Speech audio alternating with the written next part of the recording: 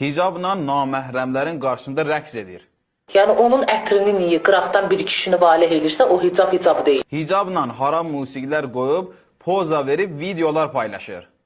Yəni gözünün sürməsini vurub kişiyə belə gözünü süzdürüb keçirsə, o hicab deyil. Yəni hicablı qadın başını aşağı salır və naməhrəm kişiyə baxmır. 100 cür makyaj edib sosial şəbəkələrdə oyun çıxardır. Ətir vurmur.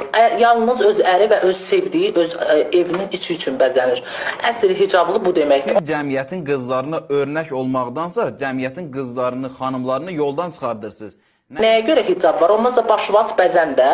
Hicab ona görədir ki, qadın cəlbediciliyini qoyur qırağa. Hicablı da sən hansısa bir kişini cəlb edirsənsə, o hicab deyil. Hicab moda deyil, hicab Allahın yoludur. Sənin başındakı hicaba görə minlərlə mömin, ruhani qardaşlarımız zindana düşdü, çətinliklər çəkdilər. Allahın dininə görə, Allahın vacibatına görə. Sən o hicabı qoruyub, dəyərləndirib, onlara təşəkkür etməkdənsə, o hicaba hörmətsizlik edirsən.